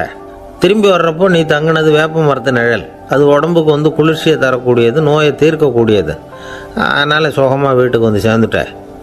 உன்னோட தேசாந்திர பயணத்தை தடுக்கிறதுக்காக தான் இப்படி பண்ணினேன் அப்படின்னாங்களாம் அந்த அம்மா. பார்த்தீங்களா அம்மாவோட புத்திசாலித்தனத்தை? அப்பாவாக இருந்தால் இப்படியா பண்ணுவார்? ஒரு அப்பா பையன்கிட்ட 10 ரூபா கொடுத்து இதை எடுத்துக்கிட்டு அடுத்த ஊருக்கு போய் அங்கே இருக்கிற மாமா கிட்ட இதை கொடுத்துட்டு வாடா, வழியில் எங்கேயாவது மரத்தடியில் படுத்து தூங்கி விடாதே அப்படின்னு எச்சரிக்கை பண்ணி அனுப்புனாராம். பையனுக்கு எச்சரிக்கையாக வாழறது எப்படிங்கிறத கற்றுக் கொடுக்கறதுக்காக இப்படி பண்ணார். அவன் பணத்தை வாங்கிட்டு போனான். அப்பா சொன்னதை மறந்துட்டு ஒரு மரத்தடியில் படுத்து தூங்கிட்டான். அவனுக்கு தெரியாமல் அவன் பின்னாடியே போன அப்பா அவன் கையில் இருந்த அந்த 10 ரூபாயை நைஸாக எடுத்துகிட்டு வந்துட்டார். அவன் பையில் தானே வச்சுருந்தான், அது தெரியாமல் எடுத்துகிட்டு வந்துட்டார். அவன் தூங்கிக்கிட்டு இருக்கான். எடுத்துகிட்டு ஒரு மறுபடியும் வீட்டுக்கு வந்துட்டார். பையன் முழிச்சுக்கிட்டு பையை தடவி பார்க்குறான், பணத்தை காணும். அழுதுகிட்டே திரும்பி வந்தான். அப்பா கிட்ட விஷயத்த சொன்னான். அப்பா சிரிச்சுக்கிட்டே சொன்னார், அதுக்கு தான்ப்பா ஆரம்பத்திலேயே எச்சரிக்கை பண்ணினேன், இனிமேலாவது நீ ஜாக்கிரதையாக இருக்கணும் அப்படிங்கிறதுக்காக தான் இப்படி பண்ணினேன். அந்த பணம் எங்கேயும் போயிடலை, நான் தான் அதை உனக்கு தெரியாமல் எடுத்து வச்சிருக்கிறேன். இதோ பாரு அப்படின்னு சொல்லிட்டு சைடு பாக்கெட்டில் கையை விட்டா அது ஓட்டையாக இருக்குது. அதை எவனோ ஏற்கனவே கத்திரிச்சு எடுத்துகிட்டு போட்டான். இப்போ அப்பா முகத்தில் அசடு வழிஞ்சுதான். ஒரு அரசனும் அமைச்சரும் ஒரு நாள் ரொம்ப சாவகாசமாக பேசிக்கிட்டு இருந்தாங்களாம். அரசன் அமைச்சரை பார்த்து ஒரு கேள்வி கேட்டிருக்கார். ஏங்க அமைச்சரே, ஆசை இல்லாத ஒரு மனுஷனால் இருக்க முடியுமா அப்படின்னு. ஏன் முடியாது, துறவி அப்படிங்கிறவங்கெல்லாம் அப்படிப்பட்டவங்க தானே அப்படின்னாராம் அமைச்சர். அவங்கெல்லாம் உண்மையிலேயே ஆசையை விட்டவங்க தானா அப்படின்னு கேட்டாராம் ராஜா. அப்படி தான் இருக்கணும் அப்படின்னாராம் அமைச்சர். அப்படின்னா ஆசையே இல்லாத ஒரு உண்மையான துறவியை நான் பார்க்கணுமேன்னார். அது என்ன பிரமாதம், அதுக்கு நான் ஏற்பாடு பண்ணுறேன் அப்படின்னு விட்டார் இவர். சொல்லிவிட்டு உடனே புறப்பட்டு போனார். அங்கே தேடினார். அப்புறம் தான் அவருக்கு புரிஞ்சுது உண்மை துறவியை கண்டுபிடிக்கிறது எவ்வளவு கஷ்டமான காரியம்னு. இருந்தாலும் ராஜா கிட்ட சொல்லியாச்சே உண்மை துறவியை காட்டுறேன்னு. இப்போ என்ன பண்ணுறது? ராஜா கிட்ட சொன்னபடி நடக்கலைன்னா அவருக்கு கோபம் வந்துடும். அமைச்சர் ஒரு யோசனை பண்ணார். அவருக்கு ஒரு வழி தெரிஞ்சுது. அதுதான் சரின்னு முடிவு பண்ணார். அதாவது அந்த ஊரில் அவருக்கு தெரிஞ்ச நாடக நடிகர் ஒருத்தர் இருக்கிறார், நல்லா நடிப்பார். அவரை போய் பார்த்தார். இதை பாருப்பா, எனக்காக நீ ஒரு காரியம் செய்யணும்னார். என்னன்னு கேட்டார் அவர். நீ ஒரு துறவி மாதிரி கொஞ்ச நேரத்துக்கு நடிக்கணும். ராஜா உன்னை பார்த்துட்டு போகிற வரைக்கும் நடி, அது போதும். அதுக்காக உனக்கு 10,000 ரூபா தரேன் அப்படின்னார். அவர் எந்த காலத்தில் இவ்வளவு பணத்தை மொத்தமாக பார்த்துருக்கார். அதனால் உடனே சரின்னு ஒத்துக்கிட்டார். அமைச்சர் அரண்மனைக்கு திரும்பி வந்தார். என்ன அமைச்சரே, இன்னுமா ஒரு உண்மையான துறவி கிடைக்கலன்னார். உண்மையான துறவி ஒருத்தரை இப்போ தான் கொஞ்ச நேரத்துக்கு முன்னாடி பார்த்து பேசிவிட்டு வர்றேன். அவர் நம்ம ஊருக்கு வெளியில் குளத்தங்கரையில் உள்ள ஒரு ஆலமரத்துக்கு அடியில் உட்காந்துருக்கிறார் அப்படின்னார் இவர். அப்படின்னா உடனே புறப்படுங்க அப்படின்னார் ராஜா. பரிவாரங்களோடு புறப்பட்டார். அங்கே அந்த மரத்தடியில் அந்த ஆள் வேஷம் போட்டுக்கிட்டு துறவி மாதிரி உட்காந்துருக்கிறான். ராஜா நேராக போனார். அந்த துறவி காலில் பொத்துன்னு விழுந்து வணங்கினார். உடனே ராணியும் அவர் காலில் விழுந்தாங்க. அடுத்தபடியாக அமைச்சர் விழுந்தார். அவருக்கு தெரியும் இது நம்ம ஆள் தான்னு.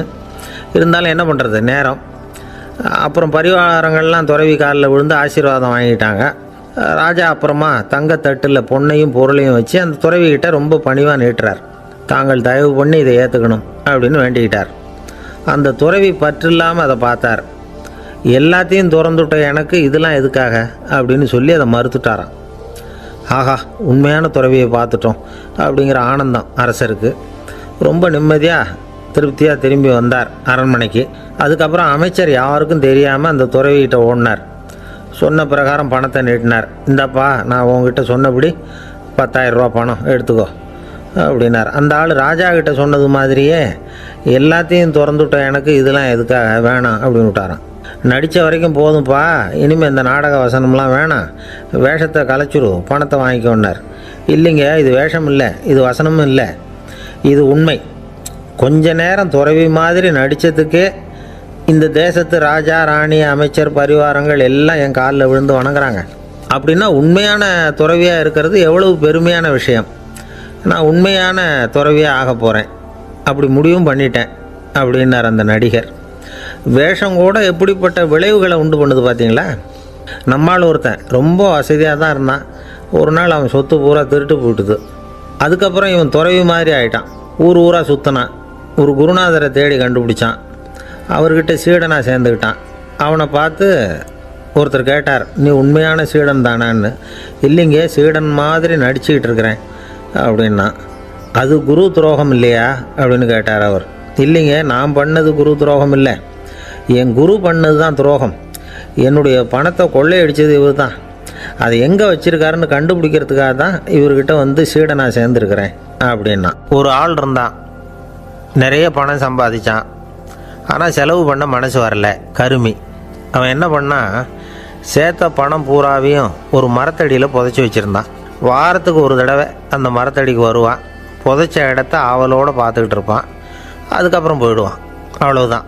ஒரு நாள் ஒரு திருடன் வந்தான், இவன் புதைச்சி வச்சுருந்ததெல்லாம் எடுத்துகிட்டு போட்டான். இது தெரிஞ்சு போச்சு. அந்த கருமி புலம்ப ஆரம்பிச்சிட்டான். இவன் புலம்பலை கேட்டதும் அக்கம் பக்கத்தில் இருந்தவங்கெல்லாம் ஓடி வந்தாங்க.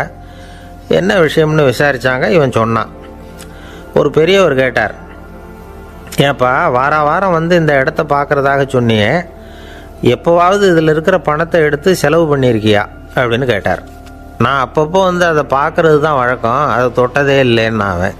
சரி, அப்படின்னா இப்போவும் நீ அதே மாதிரி வாரம் ஒரு தடவை வந்து இந்த இடத்த பார்த்துட்டு போகலாமே அப்படின்னாராம் அந்த பெரியவர். அதுவும் சரிதானே, எவ்வளவு காலமானாலும் அவன் அந்த பணத்தை எடுத்து செலவு பண்ண போகிறதில்ல. அப்படி இருக்கிறப்ப உள்ளே பணம் இருந்தாலும் ஒன்று தான், இல்லாமல் போனாலும் ஒன்று தான். இதிலேருந்து என்ன புரியுதுன்னா, ஒருத்தர்கிட்ட இருக்கிற பணத்தை கொண்டு அவர் பணக்காரரா ஏழையா அப்படின்னு முடிவு செய்கிறது சரியில்லை. அந்த செல்வத்தை அனுபவிக்கிற திறன், பயன்படுத்துகிற திறன், அதை வச்சு தான் அவர் ஏழையா பணக்காரரா அப்படிங்கிறத நிர்ணயம் பண்ணணும். அதுதான் சரி. செலவு பண்ண தெரியாதவன் சேகரம் பண்ணிகிட்டே இருக்கிறதுனால என்ன பிரயோஜனம்? தலைமுடியே இல்லாதவன் தாராளமாக சீப்புகளை வாங்கி சேகரம் பண்ணுறது மாதிரி தானே இது. சில சமயம் செலவு பண்ண நாம் தயாராக இருந்தால் கூட அந்த செல்வம் நமக்கு பயன்படுறதில்ல. அரேபியாவில் ஒரு நகை வியாபாரி விலை உயர்ந்த முத்துக்களை எல்லாம் அவர் வச்சு வியாபாரம் பண்ணிகிட்டு இருந்தார். அவர் ஒரு சமயம் ஒரு பாலைவனம் வழியாக போயிட்டு இருக்கிறார் ஒட்டகத்தில். அப்போது திடீர்னு கடுமையான புயல் வீச ஆரம்பிச்சுட்டுது. திசை தவறி இவர் எங்கேயோ வந்துட்டார். கூட வந்தவங்களையும் காணலை, எங்கே போனாங்களோ தெரியல.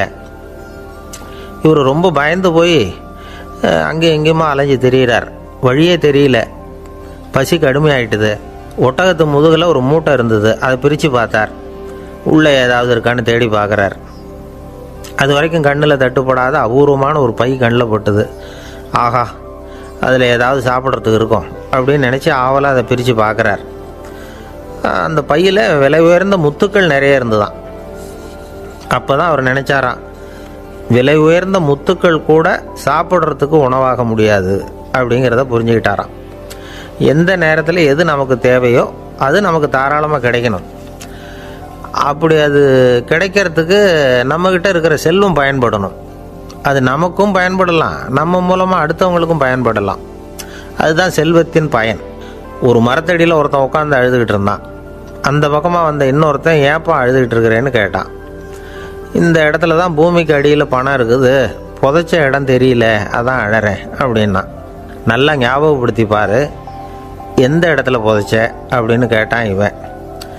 அது எப்படி எனக்கு தெரியும், புதைச்சி வச்சிருக்கிறவன் நான் இல்லையே, எங்கள் எதிர்த்த வீட்டுக்காரன் அப்படின்னானா இவன். அந்த ஆள் என்னை கண்ணாப்புண்ணான்னு திட்டிவிட்டான் சார், அதை நினச்சா எனக்கு ரொம்ப வருத்தமாக இருக்குது அப்படின்னு சொல்லி கவலைப்பட்டார் ஒருத்தர். இதில் கவலைப்படுறதுக்கு என்ன இருக்குது அப்படின்னார் ஒரு பெரியவர். அவர் ஒரு மகான். என்ன சார் இப்படி சொல்கிறீங்க, ஒருத்தர் நம்ம பார்த்து திட்டுனா வருத்தமாக இருக்காதா அப்படின்னார். அது எப்படி வருத்தமாக இருக்கும், திட்டுறதுங்கிறது என்ன, அது வெறும் சத்தம் தானே அப்படின்னார் அந்த பெரியவர். நம்ம ஆளுக்கு தலையை பிச்சுக்கலாம் போல் இருந்தது. இருக்காத அப்படின்னா நமக்கே அப்படி தானே தோணுது. அந்த பெரியவர் சொல்கிறது ரொம்ப பெரிய விஷயம். அதை நாம் புரிஞ்சிக்க முயற்சி பண்ணலாம்னா நடைமுறை வாழ்க்கைக்கு அது ஒத்து வர்றது மாதிரி தெரிய மாட்டேங்குது. இருந்தாலும் அந்த பெரியவர் அதுக்கு என்ன தான் விளக்கம் கொடுக்குறாருன்னு பார்ப்போமே. ஒரு ரயில் போயிட்டுருக்கு, அதில் ஒரு சாது போயிட்டுருக்கார். அந்த ரயில் அவர் ஹரித்வாரம் போயிட்டுருக்கார். அவர் ரயிலில் ஏகப்பட்ட கூட்டம். நம்ம ஊர் ரயில் கேட்கவா வேணும்? டிக்கெட் வாங்கிட்டு கொஞ்சம் பேர், வாங்காத கொஞ்சம் பேர். அது என்னத்துக்கு அனாவசியமாக டிக்கெட் அப்படிங்கிற நினப்பில் பாதி பேர். இந்த கூட்டத்துக்கு மத்தியில் அந்த சாதுவும் போயிட்டுருக்கிறார். உட்கார்றதுக்காக இருந்த இடத்துல ஒரு ஆள் படுத்துருக்கிறான். கொஞ்சம் முரட்டு ஆசாமி. அவன் கால் பக்கத்தில் கொஞ்சோண்டு இடம் பாக்கி இருந்தது. அந்த இடத்துல இந்த சாது உட்காந்துருந்தார். மெதுவாக உட்காந்துக்கிட்டார் போய். ஆனால் அந்த ஆள் ராத்திரி பூரா இவரை காலால் உதச்சிக்கிட்டே இருக்கிறான். அது இவருக்கு ரொம்ப அவமானமாக பட்டுது. அதனால் துக்கம் ஏற்பட்டுது. இருந்தாலும் அதை ஒரு மாதிரியாக சகிச்சுக்கிட்டே இவர் வந்து சேர்ந்தார். பொழுது விடிஞ்சுது. அந்த சாது ஹரித்வார் வந்து சேர்ந்தார். அங்கே ஒரு பெரிய ஞானியை சந்தித்தார். ராத்திரி ரயிலில் அந்த ஆள் உதைச்சதையும் அதனால் தனக்கு ஏற்பட்ட துக்கத்தையும் இந்த சாது அந்த ஞானிகிட்ட சொன்னார். சொல்லிவிட்டு, ஏன் சுவாமி, எனக்கு துக்கம் ஏற்பட்டதே அது தப்பா அப்படின்னு கேட்டார். தவறு தான்னார் அந்த ஞானி. உனக்கு இன்னமும் தேக அபிமானம் போகலைங்கிறது தான் அது காட்டுது. அஷ்டாவக்கிரர் என்ன சொல்கிறார் தெரியுமா? உண்மையான ஞானி யாராவது தன்னை வந்தனை செய்தால் அதற்காக சந்தோஷப்பட மாட்டார், யாராவது நிந்தனை செய்தால் அதற்காக வருத்தப்பட மாட்டார் அப்படின்னு சொல்கிறார். நிந்தனைங்கிறது ஒரு ஒலி தான். தேகாபிமானம் இருக்கிற வரைக்கும் இந்த ஒலி நம்மளை வேதனைப்படுத்தும். நான் தேகம் இல்லை, ஆத்மா அப்படிங்கிற நினைவு இருந்தால் இந்த ஒலி நம்மளை பாதிக்காது. மனு என்ன சொல்கிறார் தெரியுமா? ஒரு சாதகன் பாராட்டுதலை விஷம்னு நினச்சி பயப்படணும், அவமானத்தை அமிர்தம்னு நினச்சி சந்தோஷப்படணுங்கிறார். அவமானப்பட்டால் கவலைப்படாமல் எப்படி இருக்க முடியும் அப்படின்னு தான் நமக்கு தோணும். அதனால தான் நம்மளில் யாரும் இதுக்கு உதாரணமாக யாரையும் காட்ட முடியல. புத்தரையும் கபீரையும் உதாரணமாக காட்டுறாங்க. அவங்களுக்கெல்லாம் அவமானம் ஏற்பட்டப்போ கவலையே படலையாம். புத்தரை அவமானப்படுத்தணுங்கிறதுக்காக கௌசாம்பி ராணி ஒரு இளம் பெண்ணை கொலை பண்ணி சடலத்தை புத்தர் குடிசைக்கு முன்னாடி போட சொன்னார். போட்டாங்க. புத்தர் தான் அந்த பொண்ணை கெடுத்து கொலை பண்ணிவிட்டார்னு எல்லாரும் நினச்சாங்க. ஆனால் புத்தர் இதை பற்றி கவலையே படலை. அப்புறமா உண்மை தெரிஞ்சதும் புத்தர் புகழ் இன்னும் அதிகமாயிட்டுது. ஒரு பெரிய சபையில் ஒரு மோசமான பொண்ணு நுழைஞ்சி தனக்கும் கபீருக்கும் சம்பந்தம் உண்டுன்னு சொன்னான். கபீர் கவலைப்படலை. அவங்க மாதிரியெல்லாம் நாமளும் இருக்க கற்றுக்கணும். நிந்தனை, அபகீர்த்தி, அவமானம் எல்லாம் ஆண்டவன் கொடுக்குற பிரசாதம்னு நினைக்கணும் அப்படின்னு சொல்கிறார் அந்த ஞானி. இதை கேட்ட இந்த காலத்து ஆசாமி ஒருத்தர், நான் கூட அப்படி தான் சார், யாராவது அவமானப்படுத்தினா கவலைப்பட மாட்டேன். நேற்று கூட ஒருத்தர் என்ன பலார்னு அரைஞ்சுட்டார், நான் கொஞ்சம் கூட கவலைப்படலை, பேசாமல் வந்துட்டேன்னார். ஏன் அப்படி வந்துட்டீங்க அப்படின்னு. அவர் அரைஞ்சதுலேயும் ஒரு அர்த்தம் இருந்தது, அதனால தான் அப்படி வந்துட்டேன்னார். ஏன் அரைஞ்சாருன்னு கேட்டேன். 10 வருஷத்துக்கு முன்னாடி 15 ரூபா அவர்கிட்ட கடன் வாங்கினேன், அதை கேட்டு கேட்டு பார்த்துட்டு கடைசியாக தான் அரைஞ்சார் அப்படின்னார். ஆண்டவனுடைய பிரசாதம் இவருக்கு அடிக்கடி கிடைக்கும் போல இருக்கு. ஒரு பல்கலைக்கழகம், அங்கே ஒரு இலக்கிய பேராசிரியர், அவர் பாடம் நடத்திக்கிட்டு இருந்தார். ராபர்ட் ப்ரௌனிங் எழுதிய கவிதைகளை பற்றி சொல்லிகிட்டு இருக்கிறார். மாணவர்களும் ரொம்ப அக்கறையாக அதை கேட்டுக்கிட்டு இருக்கிறாங்க. ஒரு குறிப்பிட்ட கவிதையை பற்றி சொல்லும் பொழுது அந்த பேராசிரியருக்கே ஒரு சந்தேகம். அதாவது அந்த கவிதையின் சரியான அர்த்தம் என்னங்கிறதுல சந்தேகம். பேராசிரியர் யோசனை பண்ணார். அந்த கவிதையை முழுசாக புரிஞ்சிக்க முடியல. அதனால் மாணவர்களை பார்த்து சொன்னார், மாணவர்களே, ஒரு நாள் பொறுத்துங்க, இந்த கவிதையை எழுதின கவிஞர் எங்கள் வீட்டுக்கு பக்கத்தில் தான் இருக்கிறார். இன்றைக்கி சாயந்தரம் நான் அவரை நேரிலேயே போய் பார்க்குறேன், பார்த்து இதுக்கு என்னங்க அர்த்தம்னு கேட்டுக்கிட்டு வந்துவிடுறேன், அதுக்கப்புறம் உங்ககிட்ட சொல்கிறேன் அப்படின்னாராம். அன்றைக்கி சாயந்தரமே அந்த பேராசிரியர் கவிஞரை தேடிக்கிட்டு போயிட்டார். கவிஞர் அவங்க வீட்டில் அவர் பாட்டு உட்காந்துருந்தாராம். இவர் போய் அவர் முன்னாடி உட்காந்தார். அப்புறம் கேட்டார், ஐயா, அந்த கவிதையின் முழு பொருள் என்னன்னு தெரிஞ்சுட்டு போகிறதுக்காக வந்திருக்கிறேன் அப்படின்னாராம். எந்த கவிதை அப்படின்னாராம் அவர். இவர் அந்த கவிதையை சொல்லியிருக்கார். கவிஞர் கொஞ்சம் யோசனை பண்ணிவிட்டு அப்புறம் சொன்னாராம், பேராசிரியரே, நீங்கள் கொஞ்சம் தாமதமாக வந்துட்டீங்கன்னாராம். இவருக்கு ஒன்றும் புரியல. நீங்கள் என்ன சொல்கிறீங்க? நான் தாமதமாக வந்துட்டேன்னா? நீங்கள் தான் உயிரோடு இருக்கிறீங்களே, அப்படி இருக்கும்பொழுது நான் தாமதமாக வந்துவிட்டேன்னா அது எப்படி அப்படின்னு இவர் குழம்பியிருக்கிறார். இப்போ கவிஞர் சொன்னாராம், ஐயா, நான் உயிரோடு இருக்கிறேன்னா இல்லையாங்கிறது முக்கியம் இல்லை. நான் அந்த கவிதை வரிகளை எழுதினப்போ 2 பேருக்கு அதோட அர்த்தம் தெரிஞ்சிருந்தது. இப்போ ஒரே ஒருத்தருக்கு தான் அதோட அர்த்தம் தெரியும் அப்படின்னாராம். பேராசிரியர் யோசனை பண்ணியிருக்கார். அப்படின்னா அந்த ஒருத்தர் கவிஞர் ராபர்ட் ப்ரௌனிங்கை தவிர வேறு யாராக இருக்க முடியும்? இவர் தான் அப்படிங்கிறத அவர் மனசில் நினச்சிக்கிட்டார். அதனால் சொன்னார், ஐயா நான் தாமதமாக வரல, அந்த கவிதையின் பொருள் என்ன அது சொல்லுங்கன்னார். பேராசிரியரே, நான் சொல்கிறது உங்களுக்கு புரியலைன்னு நினைக்கிறேன். நான் இந்த வரிகளை எழுதினப்போ 2 பேருக்கு அதோட அர்த்தம் தெரிஞ்சிருந்தது. அந்த 2 பேர் யாருன்னா, ஒருத்தர் ராபர்ட் ப்ரௌனிங், அதாவது நான், இன்னொருத்தர் கடவுள். இப்போ அது கடவுளுக்கு மட்டும்தான் தெரியும். நானே இதை பற்றி பல தடவை யோசனை பண்ணி பார்த்தேன். இது ரொம்ப அழகானது, ஆனாலும் ரொம்ப வழுக்கலானது. அதை பிடிச்சிட்டோம்னு நினச்சிக்கிட்டு இருக்கும் பொழுதே காற்று மாதிரி அது உங்ககிட்ட இருந்து ஓடி போயிடுது. எனக்கு ரொம்பவும் வருத்தமாக தான் இருக்குது. நிச்சயமாக நான் தான் இந்த வரிகளை எழுதியிருக்கிறேன். அதில் அர்த்தம் இருக்குங்கிறது எனக்கு தெரியும், அதை நான் உணர்றேன். ஆனால் நீங்கள் என்னை மன்னிக்கணும். எனக்கே கூட அதை என்னால் விளக்க முடியல. அப்படி இருக்கும் பொழுது உங்களுக்கு எப்படி அதை நான் விளக்க முடியும் அப்படின்னாரா அந்த கவிஞர். அனுபவிக்கப்படக்கூடிய எல்லாமே விளக்கப்படக்கூடிய ஒன்றல்ல, விளக்கப்படும் எல்லாமே அனுபவிக்கப்படக்கூடிய ஒன்றல்ல அப்படிங்கிறது ஞானிகளுடைய கருத்து. அதுக்காக தான் அந்த சம்பவம். வாழ்க்கையில் நீங்கள் தொடர்ந்து ஆய்வு செய்து கொண்டே இருக்கக்கூடிய விளக்கங்களை ஒருபோதும் அடைய முடியாத பரிமாணங்கள் இருக்கிறதுனால தான் அது அலுப்பு தட்டாமல் இருக்குது. உங்களால் நிறைய அனுபவிக்க முடியும், இருந்தாலும் நீங்கள் அனுபவித்து அறிந்த விஷயங்கள் கூட வார்த்தைகளால் விளக்கப்பட முடிவதில்லை அப்படிங்கிறது பெரியோர் சிந்தனை. இதெல்லாம் ஒரு பக்கம் இருக்கட்டும். நமக்கு தெரிஞ்ச பேராசிரியர் ஒருத்தர் 1 மணி நேரம் ரொம்ப விவரமாக வகுப்பு எடுத்தார். கடைசியாக சொன்னார், மாணவர்களே, ரொம்பவும் எளிமையாக விளக்கமாக எல்லா விவரமும் சொல்லியிருக்கிறேன். அதனால் இதில் உங்களுக்கு சந்தேகம் வர்றதுக்கு வாய்ப்பே இல்லை. இருந்தாலும் கேட்க வேண்டிய கடமை கேட்குறேன். இது வரைக்கும் நடத்தினதில் யாருக்காவது ஏதாவது சந்தேகம் உண்டா அப்படின்னு கேட்டாராம். எனக்கு ஒரே ஒரு சந்தேகம்தான் சார் அப்படின்னு எழுந்திரிச்சு நிற்கிறான் ஒருத்தன். என்னன்னு கேட்டாராம். இது வரைக்கும் நீங்கள் என்ன பாடம் சார் நடத்துனீங்க அப்படின்னானா அவன். அம்மாக்காரங்களுக்கு அடிக்கடி ஏற்படுற கவலை ஒன்று உண்டு. அதாவது குழந்தை சரியாக சாப்பிட மாட்டேங்குதே அப்படிங்கிற கவலை. இவங்கெல்லாம் ஒரு விஷயத்தை நல்லா புரிஞ்சுக்கணும். குழந்தைகள்ங்கிறவங்க பெரியவங்க மாதிரி இல்லை. அவங்க கடிகாரத்தில் மணியை பார்த்துட்டு சாப்பிட்றதுக்கு உட்கார்ற ரகம் கிடையாது. பசிச்சா சாப்பிடுவாங்க, இல்லைன்னா விளையாடுவாங்க அல்லது தூங்குவாங்க. அது புரியாமல் அவங்கள கட்டாயப்படுத்தி அல்லது மிரட்டி சாப்பிட வைக்கிறது ரொம்ப தப்பு. ஒரு 8 மாத குழந்தைக்கு 3 மணி நேரத்துக்கு ஒரு தடவை பசிக்கும். அந்த நேரம் பார்த்து சாப்பாடு கொடுத்தா அடம் பண்ணாமல் அது பாட்டுக்கு சாப்பிட்றோம். அதே குழந்தைக்கு 1 வயசு ஆகிறப்போ 4 மணி நேரத்துக்கு ஒரு தடவை பசிக்கும். இந்த வயசில் இயற்கையாகவே பசி குறைஞ்சிருக்கும். அது புரியாமல் என் குழந்தை முன்னாடி மாதிரி இப்போ சரியாக சாப்பிட மாட்டேங்கிறான் அப்படின்னு சில பேர் டாக்டர்கிட்ட போய் சொல்லிக்கிட்டு இருப்பாங்க. இன்னொரு விஷயம், ஒரு குழந்தைக்கு வயசு அதிகமாகிற வேகத்துக்கு உடம்பு எடையும் அதிகமாகிக்கிட்டே போகாது. உடம்பு எடை அதிகமாகிற வேகம் குறைஞ்சிக்கிட்டே வரும். 6 மாத குழந்தைக்கு ஒரு வாரத்தில் 150 கிராம் எடை கூடும். ஒரு வயசில் வாரத்துக்கு 71 கிராம் எடை கூடும். இது புரியாமல் அதிகமாக சாப்பாட்டை கொடுத்து குழந்தைய கஷ்டப்படுத்தக்கூடாது. ஏன்னா அளவுக்கு மீறின உணவு அஜீரணத்தை உண்டு பண்ணிவிடும். குழந்தைக்கு ஒரு தட்டில் கொஞ்சமாக ஆகாரத்தை வச்சு கொண்டுகிட்டு போய் கொடுக்கணும். மலை மாதிரி குவிச்சு வச்சா அதை பார்த்ததுமே பசி அடங்கி போயிடும். அடித்து மிரட்டி பயமுறுத்தி குழந்தைய சாப்பிட வைக்கிற பழக்கம் இருக்குது பாருங்கள், அதுக்கு ஃபுட் ஃபோர்ஸிங் அப்படின்னு பேர். இப்படி பண்ணினா குழந்தைக்கு சாப்பாட்டில் விருப்பம் குறைஞ்சிரும், அதை கண்டாவே வெறுக்க ஆரம்பிச்சிடும்.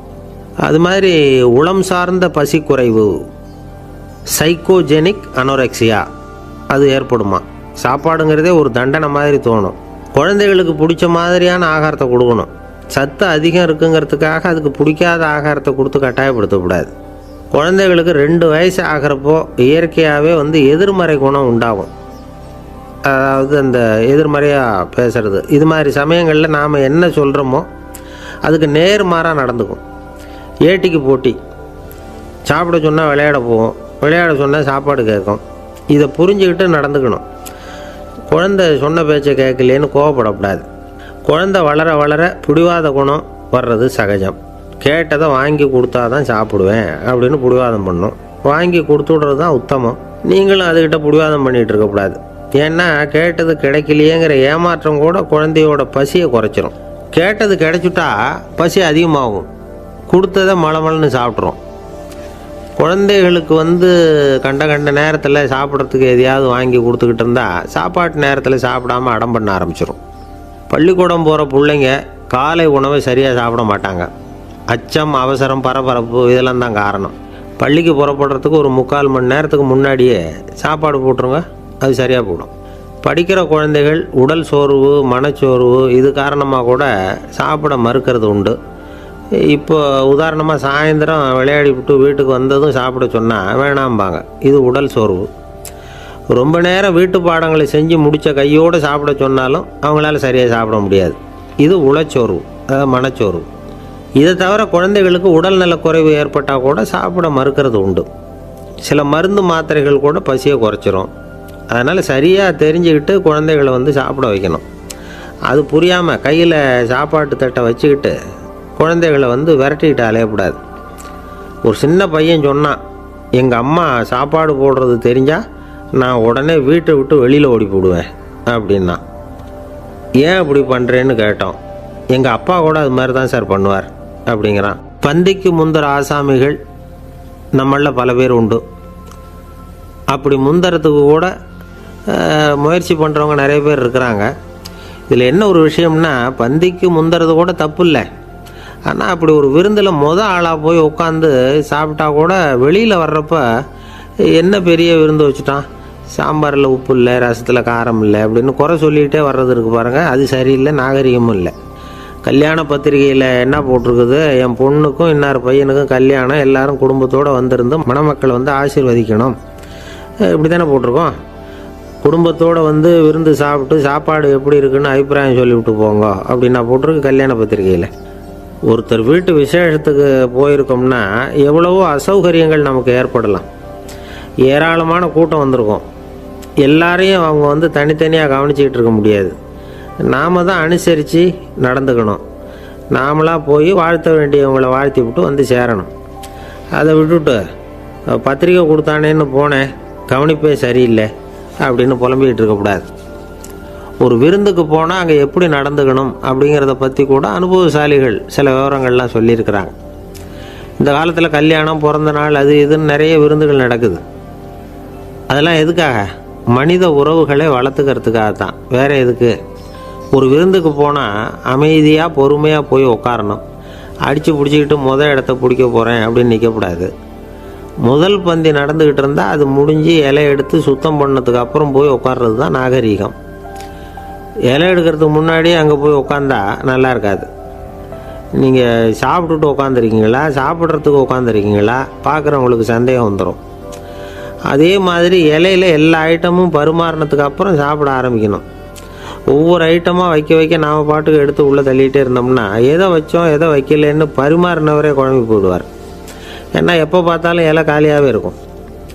சாப்பிட்றப்போ உங்கள் சாப்பாட்டையே நீங்கள் கவனிக்கணும். அடுத்தவங்க இலையில் என்ன இருக்குது, பக்கத்தில் இருக்கிறவர் எதை அதிகமாக சாப்பிட்றார், இதெல்லாம் நமக்கு என்னத்துக்கு?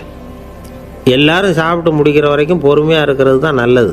நீங்கள் மட்டும் திடீர்னு பாதியில் எழுந்திரிச்சு பக்கத்தில் இருக்கிறவங்களுக்கு சங்கடமாக இருக்குமேங்கிறதெல்லாம் யோசிக்காமல் நீங்கள் பாட்டு எழுந்திரிச்சு போகக்கூடாது. பக்கத்தில் உள்ளவங்க உங்களை எழுந்திரிக்க சொன்னால் எழுந்திரிச்சு போகலாம். விருந்துகளில் சாப்பாட்டை வீணாக்கிறதே ஒரு நாகரிகமாக போட்டுது.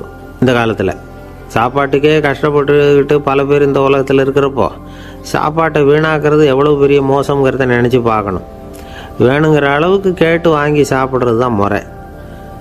விருந்தில் இந்த பஃபே அப்படின்னு சொல்லி ஒரு முறை சொல்கிறாங்கல்ல, அதாவது உணவு வகைகளையெல்லாம் பொதுவாக ஒரு இடத்துல வச்சுடுறது, நமக்கு தேவையானதை நாமே எடுத்து ஒரு தட்டில் போட்டுக்கிட்டு சாப்பிட வேண்டியது. இதில் கூட சில பேர் தேவைக்கு அதிகமாக எடுத்து போட்டுக்கிட்டு வீணாக்குறாங்க. சில சமயம் கடைசியாக சாப்பிட போகிறவங்களுக்கு எல்லா ஐட்டமும் கிடைக்காம போகலாம். அதை போய் பெருசு பண்ணிகிட்டு இருக்கக்கூடாது. என்ன சார் இந்த அளவுக்கு கூடவா நாகரிகம் தெரியாமல் இருக்கிறோம், இதை போய் பெருசாக சொல்ல வந்துட்டீங்களே அப்படின்னு நினைக்கலாம். ஒருத்தர் 2 பேருக்கு இந்த விவரம் தேவைப்படலாம். அவங்க காதலையும் இது விழட்டுமேங்கிறதுக்காக தான் இது. ஒரு பெரிய கல்யாண விருந்து நடந்துக்கிட்டு இருந்தது. விருந்து மண்டபத்து வாசலில் ஒருத்தர் நின்றுக்கிட்டு வர்றவங்களையெல்லாம் ரொம்ப மரியாதையாக வணங்கி உள்ளே அனுப்பி வச்சுக்கிட்டு இருந்தார். எப்படி தெரியுமா? வர்றவங்க கையெல்லாம் பிடிச்சி முத்தம் கொடுத்து அதுக்கப்புறம் உள்ளே அனுப்பி வச்சுக்கிட்டு இருந்தாராம்.